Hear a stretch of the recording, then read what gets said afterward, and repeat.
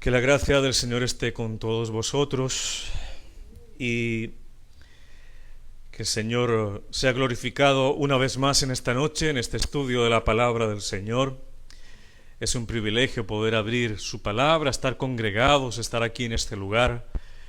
Muchos quisieran, desearían, anhelan poder reunirse con sus hermanos, pero están en persecución en muchos lugares, y hoy para nosotros es un privilegio estar aquí, todo por la bondad y la misericordia de nuestro Señor Jesucristo, y le damos por eso todas las gracias al Señor y toda la honra a Él, que hoy podamos abrir su palabra, la verdad, su verdad. Continuamos, hermanos y amigos, con el estudio de la apostasía. Esta es nuestra sexta entrega. Ya hemos ido en 6 ocasiones hablando sobre la apostasía. En el estudio anterior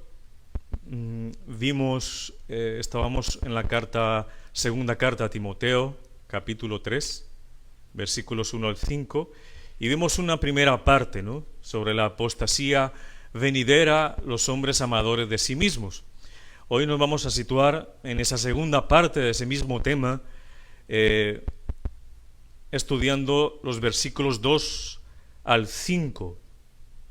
Los versículos 2 al 5.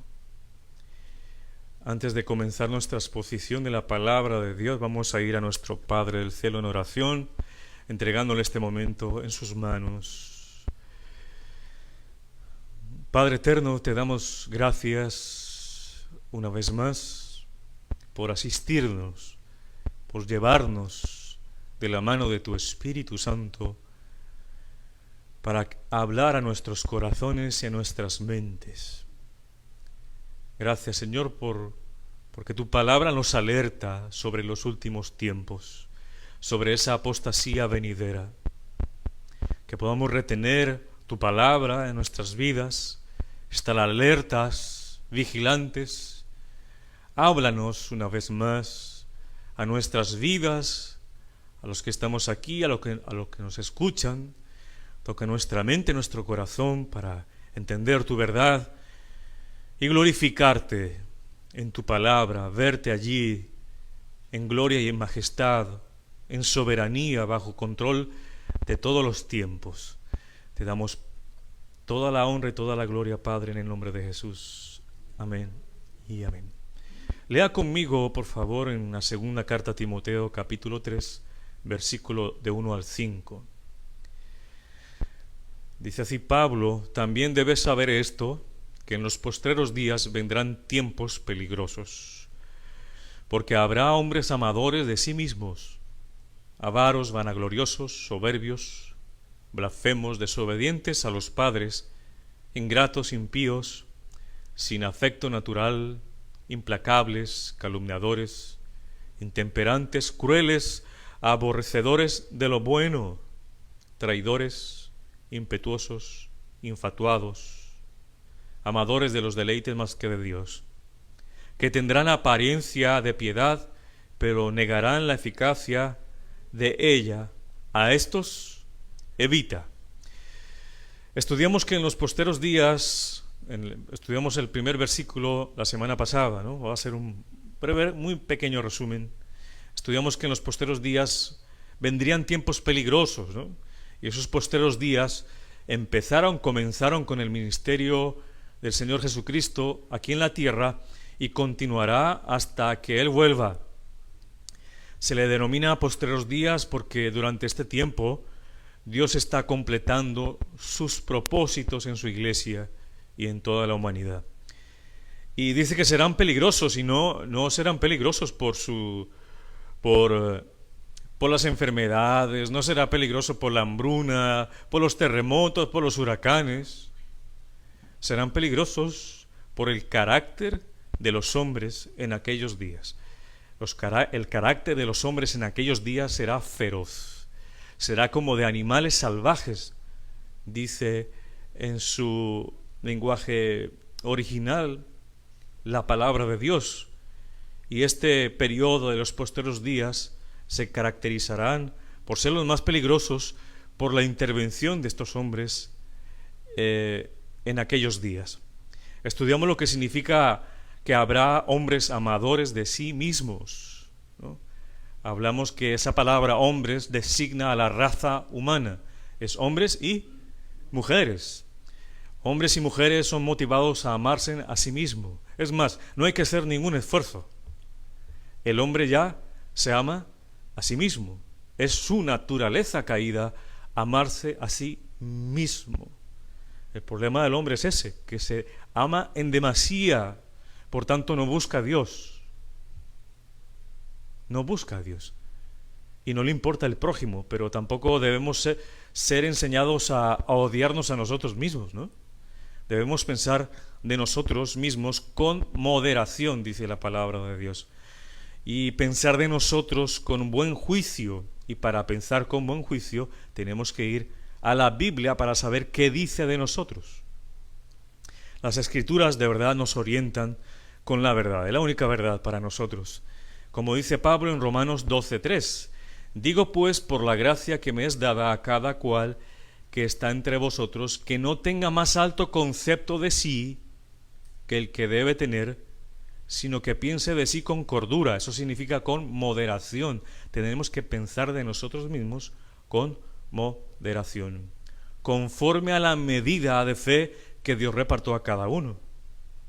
Entonces, para que me entienda, debemos vernos como realmente somos. Y realmente somos dos cosas según la palabra de Dios.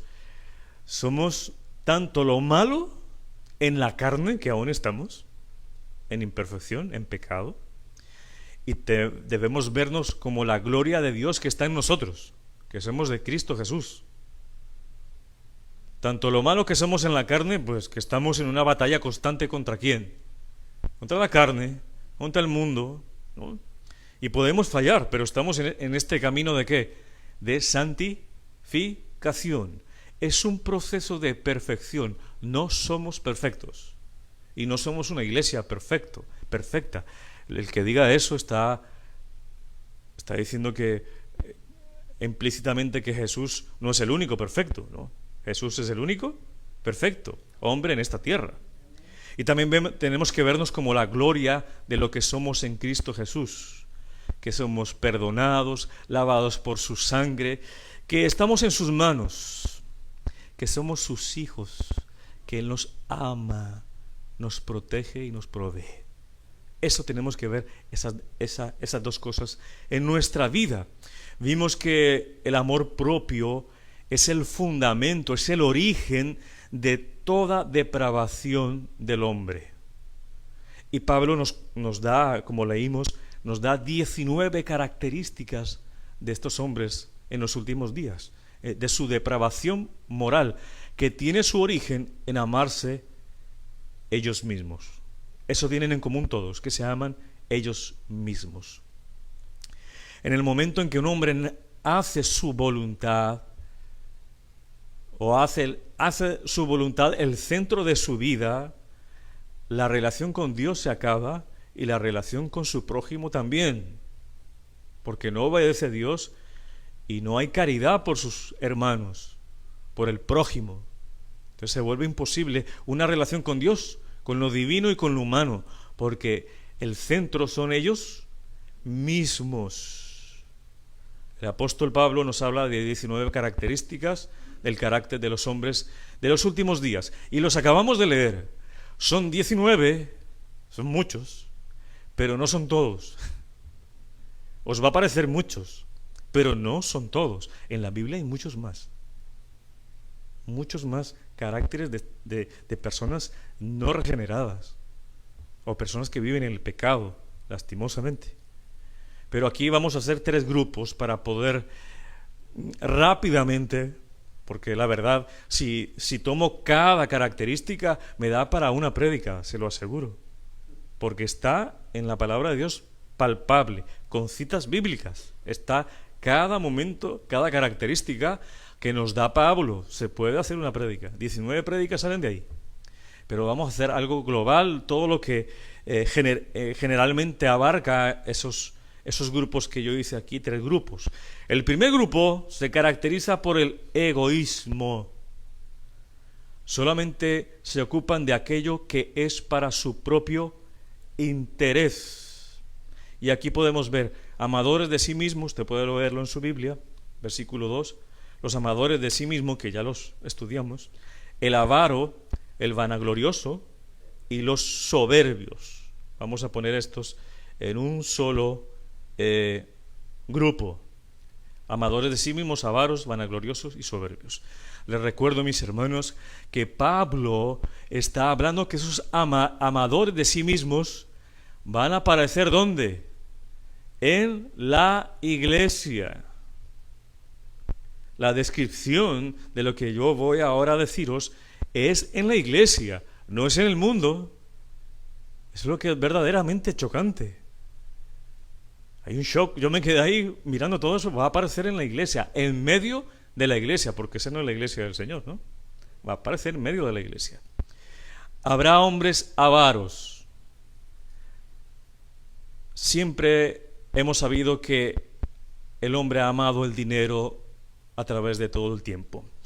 Timoteo mismo nos dice que la raíz de todos los males es el amor al dinero, el cual, codiciando algunos, ¿qué sucedió? Se extraviaron de la fe, se desviaron porque pusieron más fuerzas en buscar el dinero y fueron traspasados de muchos dolores. Se buscaron males innecesarios, males que no glorifican a Dios y que no suman. Lo dice primera de Timoteo 6:10. Vemos, si ves a diario el producto, las consecuencias de amor al dinero, lo ves en los diarios, en la tele. Muertes, homicidios, secuestros, tráfico y todo, y guerras. ¿Por qué? Por amor al dinero. Lo vemos muy palpablemente. Hoy día está muy presente también el círculo del amor al dinero en la cristiandad, aquella que se llama cristiandad, porque se habla de un falso evangelio de la prosperidad. Présteme atención. Los falsos maestros de la prosperidad, ¿qué hacen? Ofrecen ¿qué? Dinero a sus oyentes, y ellos saben cómo hacerlo y a quiénes hacérselo. Ellos atraen a un público específico. ¿Cuál es ese público? Pues un público codicioso, avaro, un público amante del dinero. Les ofrecen multiplicación financiera por medio de promesas, de falsas promesas. ¿Y saben qué? Ellos tienen mucho éxito. Usted puede ver esos lugares llenos de personas, desde el púlpito hasta la última silla afuera en la puerta, todos amantes del dinero, porque no es únicamente el falso maestro. Todo el que está ahí ama el dinero y es codicioso. Por eso es que ama a esa iglesia y ama a ese falso maestro, porque le va a dar lo que ellos quieren. Todo el mundo mira al falso maestro, pero el falso maestro necesita falsos creyentes. Y el falso maestro es codicioso y necesita codiciosos para poderlos atraer con el dinero. Por eso es que asisten a estas iglesias. Un avaro es una persona poco dispuesta a gastar dinero, solo acumula. E incluso esta persona acumula y renuncia a tener comodidades básicas. Prefiere vivir incómodo. El codicioso pone su confianza en el dinero y no en Dios. Por eso desplaza a Dios. No tiene tiempo para Dios, no tiene tiempo a veces para su familia, no tiene tiempo ni siquiera para él mismo o ella misma, por causa del dinero. Por exceso de preocupación por sus bienes, por cuidarlos, cosas que se van a perder. El avaro considera los bienes como algo precioso en su vida y que fue obtenido con tanto esfuerzo que el único dueño y señor de ellos es su yo mismo. El avaro nunca está satisfecho con lo que tiene, nunca. Siempre quiere más. Recordemos que la palabra del Señor Jesús dice: más bienaventurado es dar que recibir. Hechos 20:35. ¿Qué quiere decir esto? Que hay más felicidad en dar que recibir. Que Dios bendice más al que da que al que recibe. Pero el avaro escucha esto y le da tristeza, le da depresión, porque él solamente quiere recibir y solamente da si tiene un beneficio. Por eso la Biblia dice que la avaricia es idolatría y los idólatras no van a entrar al reino. Por eso Pablo en Colosenses 3:5 dice: por tanto, considerad los miembros de vuestro cuerpo terrenal como muertos a la fornicación, la impureza, las pasiones. Mira cómo pone todo esto en la lista: los malos deseos y la avaricia, que es idolatría. Nos habla Pablo también que habrá hombres vanagloriosos, soberbios, blasfemos. Sabéis que la vanagloria, la soberbia, no son nada nuevo en nuestro medio, ni en la actualidad, ni en los medios de comunicación, ni en el mundo. La vanagloria, la soberbia, tienen algo en común, y cada una de ellas actúa de una manera específica.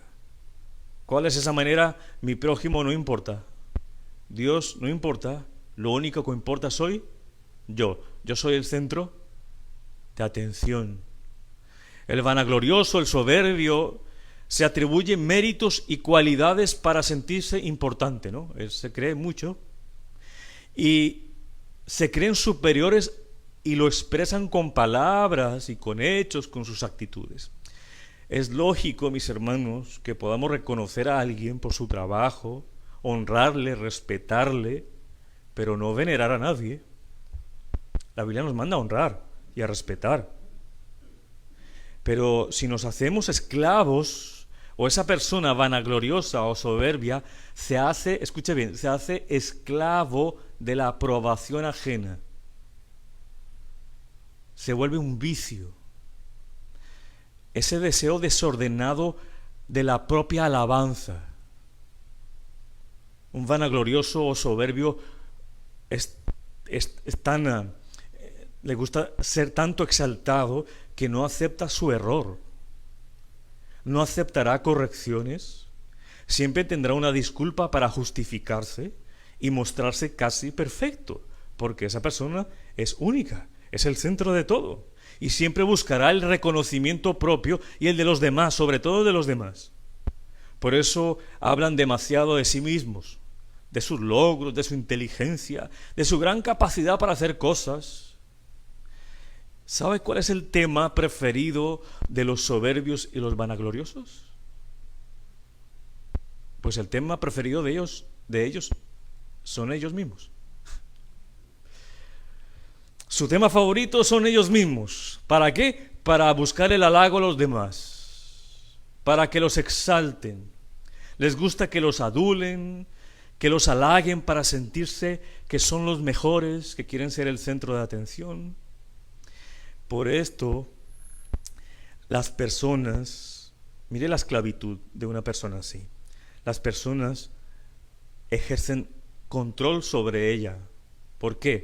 La Biblia llama esto el temor a los hombres. No sé si usted lo ha escuchado.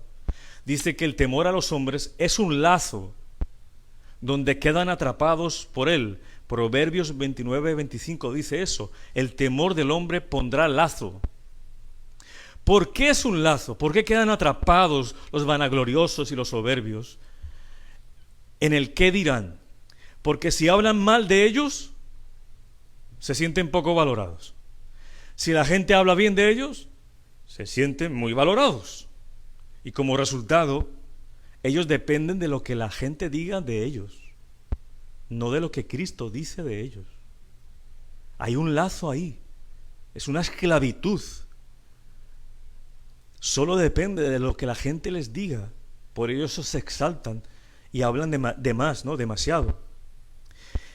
Y sabemos que Satanás usó eso, por soberbio. Satanás es Satanás, ¿no? Y usó esa soberbia, ese mismo pecado, para llegar ¿a quién? A Adán y a Eva, y hacerlos caer, para que ellos fueran el centro de atención, fueran su mismo Dios. Pero hay una salida para el vanaglorioso y el soberbio. Dice el mismo proverbio en su segunda parte: el temor del hombre pondrá lazo, mas el que confía en Jehová será exaltado. Si ese vanaglorioso pone su confianza es en Cristo Jesús, en lo que dice Dios, porque es Dios el que lo conoce o la conoce, pues será liberto de ese lazo de ser aprobado por los demás, ser aprobado.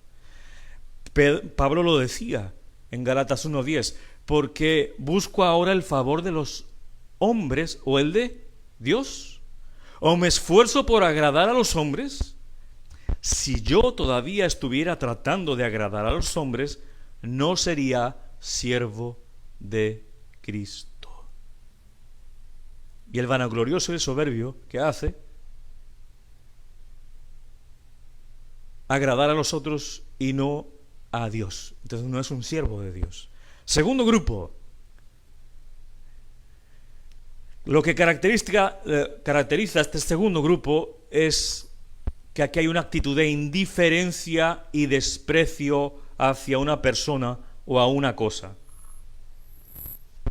Hay una actitud de indiferencia y desprecio hacia una persona o una cosa. Dice Pablo, sígame ahí, dice, habrá hombres blasfemos. ¿Qué significa eso? Hombres maledicientes, que dicen mal de los otros, que calumnian, que levantan falso testimonio, acusaciones falsas contra otros. Así van a ser los hombres en los últimos tiempos. Y sabemos que la palabra del Señor dice, no darás falso testimonio contra tu prójimo. Éxodo 20:16. Dice Pablo también que habrá hombres desobedientes a los padres, que literalmente significa no perdonarán a sus propios padres o a otros. Vemos que esta actitud es evidente en la actualidad, ¿no? Cómo se observa una creciente rebelión contra la autoridad de los padres, ¿no? Usted ya lo puede ver palpable. Con cualquier autoridad en el seno de la familia se revela ese hombre. Dice, habrá hombres ingratos. Continúa la lista. Ingratos significa sin apreciar las muchas cosas buenas de sus padres, que sus padres han hecho y sufrido por ellos. No habrá ese agradecimiento, serán ingratos, desobedientes, ¿no? Habrá hombres ingratos, impíos, dice Pablo, sin afecto natural, implacables. Estos impíos son los que no reconocen que Dios ha hecho algo por ellos. La palabra del Señor dice que el sol sale para buenos y para malos. Y ni siquiera eso dan gratitud los impíos. No dan gratitud. La ingratitud va de la mano con la impiedad. Eso lo caracteriza a ellos. Son sin afecto natural. ¿Qué significa esto literalmente? Sin entrañas, ¿se imagina? Sin entrañas, no sienten nada. No tienen corazón. Sus amigos solo sirven para sus propios intereses, para alcanzar sus metas, pero no aman a nadie. Sin afecto natural significa también sin amor de familia. Y Pablo dijo que los tiempos finales se caracterizarían por una actitud de creciente indiferencia hacia el amor de familia y a las obligaciones. ¿Cómo vemos eso, verdad? Vemos cosas atroces. Hijos violentos con sus padres. No solamente verbalmente, sino físicamente. Hasta muchos se les han quitado la vida a sus padres. Cosas horribles vemos en las noticias. Dice, sigue la lista, dice implacables. O sea, no son perdonadores, son justicieros. No perdonan a nadie con tal de conseguir sus propios planes. Calumniadores, que no estiman la honra de los demás. Ellos hablan mentiras hirientes sobre otros hombres, los deshonran, hablando mal de esas personas. Son intemperantes, es lo opuesto a la templanza. Esta clase de hombres no tienen dominio propio y se dejan dominar. Aquel que no tiene dominio propio no se deja dominar por el Espíritu Santo. Él se deja dominar por sus bajos instintos. Falta de control en el sexo, en la comida, en el trabajo y otras cosas más. Lo que esta persona hace a menudo se sale de control, no la puede controlar. Ese es un carácter intemperante. No tiene falta de dominio propio. Se da completamente al pecado, diciendo que conoce a Cristo, ¿no? Diciendo que conoce a Cristo. Habrá hombres crueles, hombres literalmente salvajes, feroces, violentamente feroces. Eso es lo que significa literalmente crueles. La crueldad y la violencia sabemos que no son nada nuevo en el mundo. Como hemos visto personas así, ¿no? Crueles, sin entrañas, ¿verdad? Desde Adán lo vemos. Vemos a Caín, ¿no? Y a Abel. La humanidad ha sido marcada por esto, mis hermanos, la violencia tan impresionante que se está viviendo hoy. Dice el otro punto, aborrecer lo bueno. ¿Sí?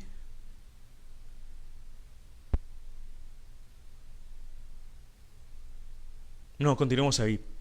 Estos hombres que aborrecen lo bueno, ¿no? Dice a otro ítem, aborrecen lo nuevo es propio de las sociedades que estamos en decadencia. Esta sociedad que estamos viviendo tiene una idolatría hacia el relativismo moral. ¿Qué significa eso? Aborrece todo lo bueno. Y para aborrecer todo lo bueno, lo que ellos creen es que no hay posibilidad de definir el bien y el mal. Y viene el relativismo moral. O sea, tu verdad es tu verdad, y yo te la respeto, y mi verdad es mi verdad, y tú me la respetas. Para ellos, para aquellos que aborrecen lo bueno, no hay verdades absolutas. Por eso ellos odian la Biblia. Ellos odian la predicación. Porque para nosotros la palabra de Dios es la verdad absoluta. Es absoluta. Pero para ellos la palabra de Dios no significa nada. Es algo jurásico, ¿no? Es algo mandado a recoger. Y es como si estuviéramos regresando al Génesis. Yo a veces pienso eso, mis hermanos.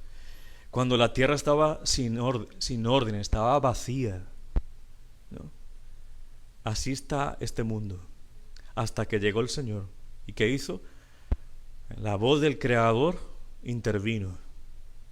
Habló y la luz de las tinieblas, la luz disipó las tinieblas y se creó la luz. Así va a suceder cuando venga el Señor Jesucristo, por segunda vez.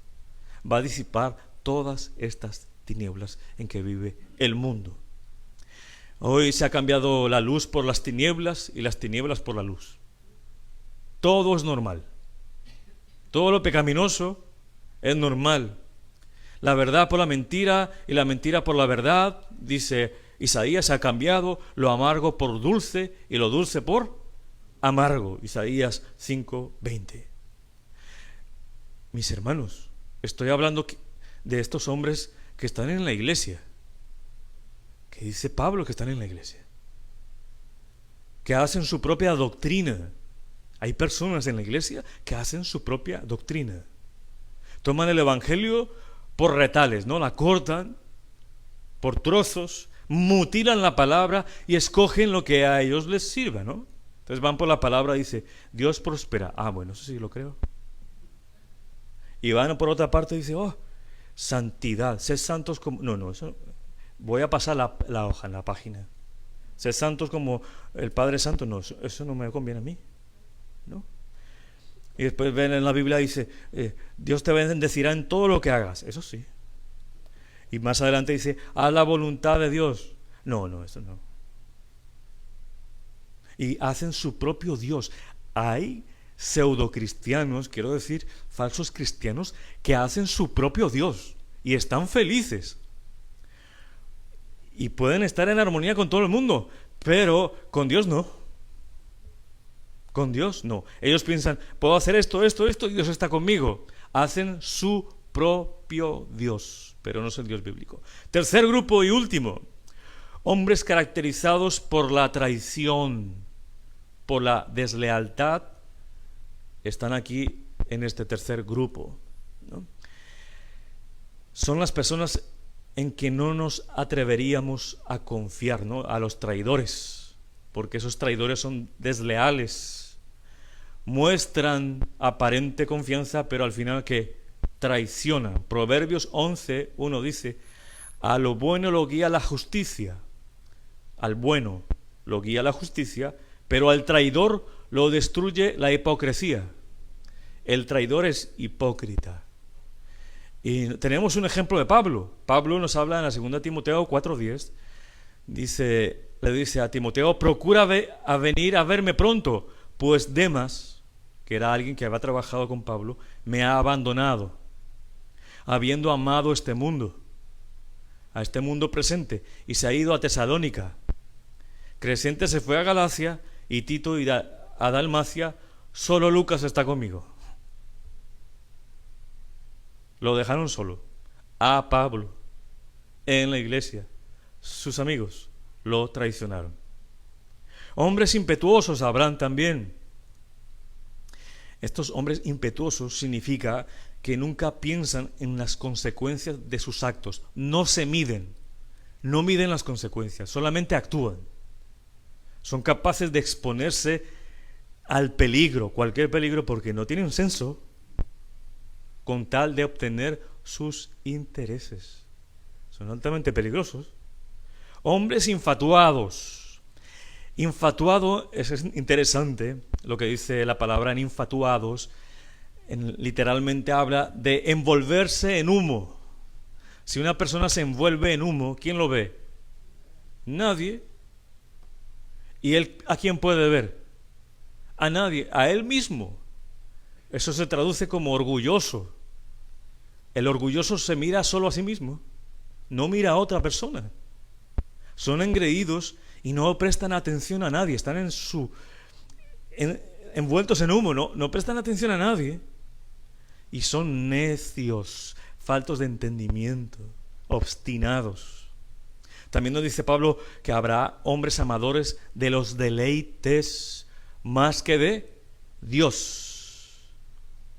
Y estos hombres amadores de deleites quiere decir amadores de placeres, de sus propios placeres. Van a amar tanto sus placeres que dejarán de amar a Dios, aunque estén en la iglesia. No les importa el prójimo. Hermanos, esta es una característica general también de toda la humanidad de nuestro tiempo.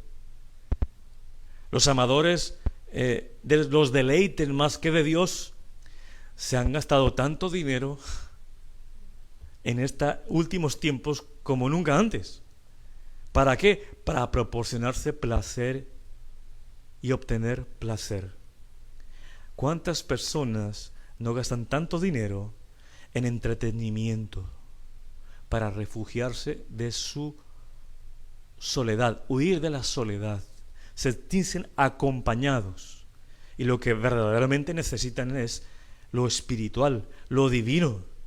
Estas personas están interesadas en cualquier tipo de actividad de ocio y de distracción que los distraiga, pero nunca les hables de Dios.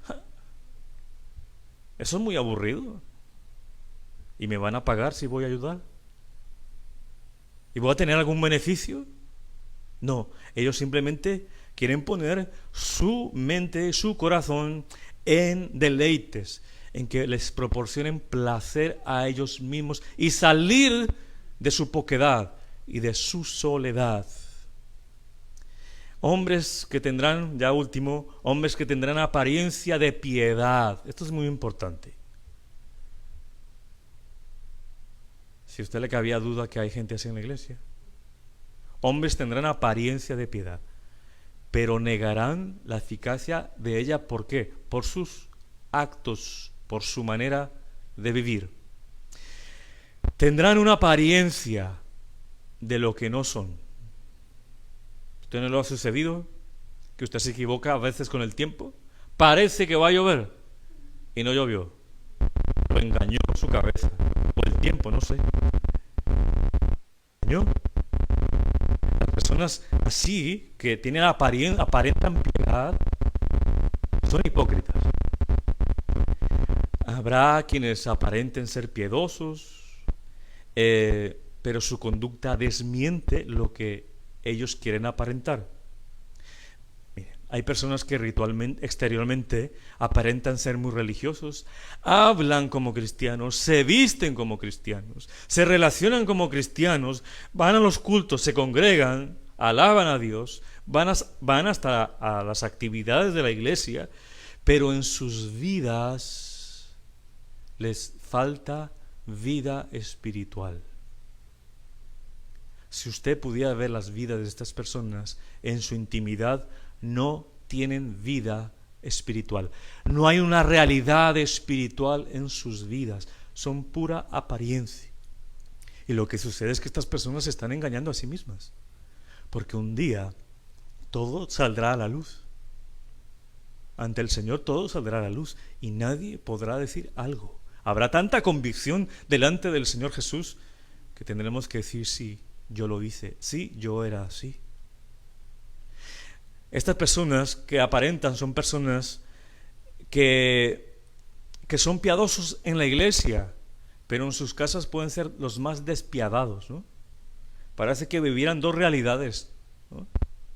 En la iglesia son muy amables, muy condescendientes, pero en sus casas, en la intimidad, en su círculo, son totalmente sin dominio propio y no tienen amor.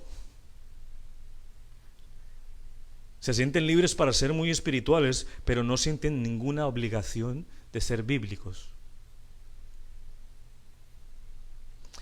Mis hermanos, ya terminando en el versículo 5, Pablo nos advirtió una cosa. Dice: a estos evítalos.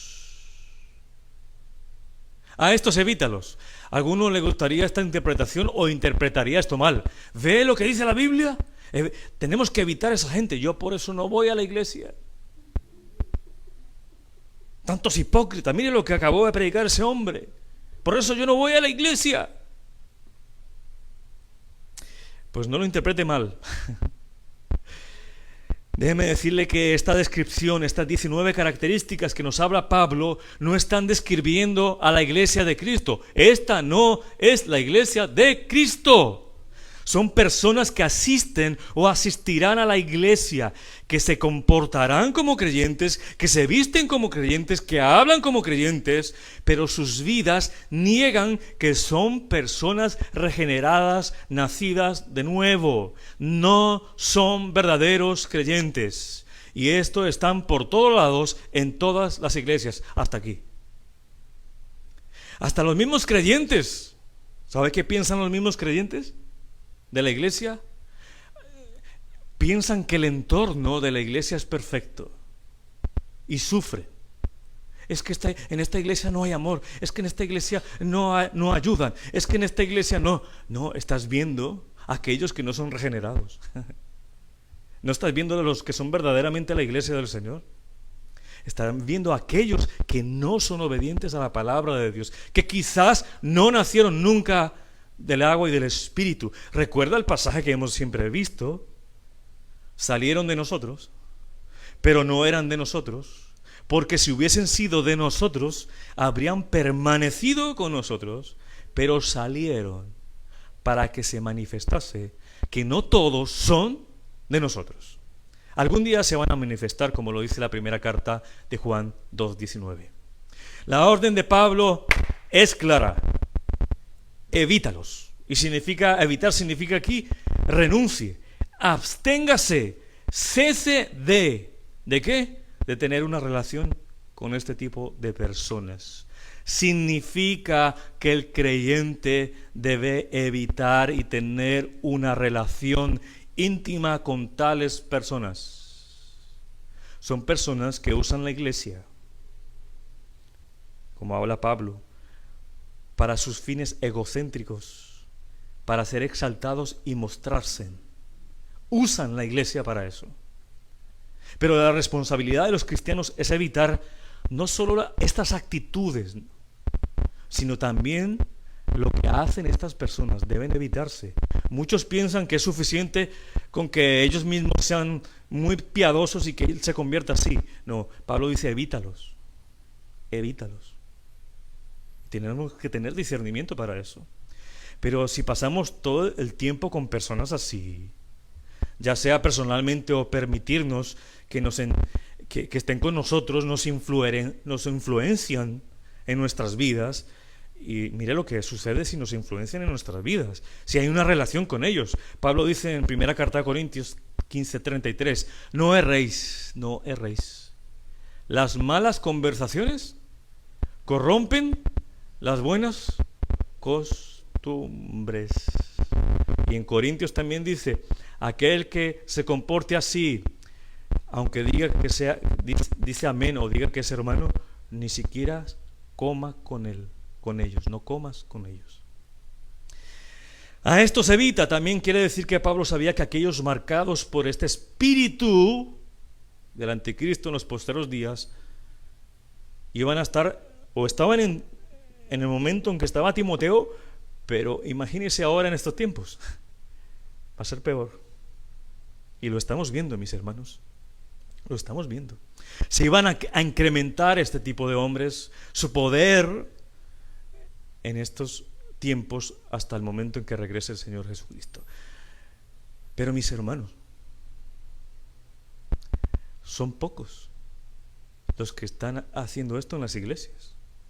Y si usted ha visitado una iglesia y ve gente así, es porque van a aparecer en la iglesia. Pero si usted ve una iglesia toda así, huya, huya, porque esa no es la iglesia del Señor. Esa no es la iglesia, es un grupo de amigos. Pero la iglesia del Señor no es así. La iglesia del Señor es la novia de Cristo. Ellos buscan santidad, se esfuerzan por agradar a Dios, están en un continuo arrepentimiento de sus pecados, buscan ser humildes, amables, pacientes, tolerantes unos con los otros, que no hacen nada por egoísmo ni por vanidad, más bien lo hacen con humildad, consideran a los demás superiores que a ellos mismos, viven en armonía los unos con los otros, no son arrogantes, solo son solidarios y se hacen humildes para ser solidarios, no se creen los únicos que saben, son escogidos por Dios, son santos, son amados, se revisten de afecto entrañable por sus hermanos, son bondadosos, son amables, pacientes, no son altivos, se humillan ante Dios, no se creen sabios y demuestran con su conducta, con sus buenas obras, que Dios está con ellos. Y aman al Señor con todo su corazón, con toda su alma y con todas sus fuerzas y con toda su mente. Y aman al prójimo como a ellos mismos. Ellos saben que el principal secreto, la verdadera iglesia del Señor, que el principal secreto de la prosperidad es poner en primer lugar a Dios en sus vidas. Y no lo hacen por conveniencia. A ellos no les importa ni siquiera las bendiciones. Ellos lo hacen por amor a Cristo, a su Salvador, al que les dio la vida eterna. Y lo harán desde un corazón sincero, porque son la iglesia de Dios. Porque hacen la voluntad de Dios, cumplen el propósito de Dios en sus vidas, luchan por eso. Son llamados por Dios. Y por encima de cualquier otra cosa quieren hacer la voluntad de Dios, por encima de su comodidad, por encima de sus planes, hasta de su vida misma, porque ellos toman en cuenta la voluntad de Dios.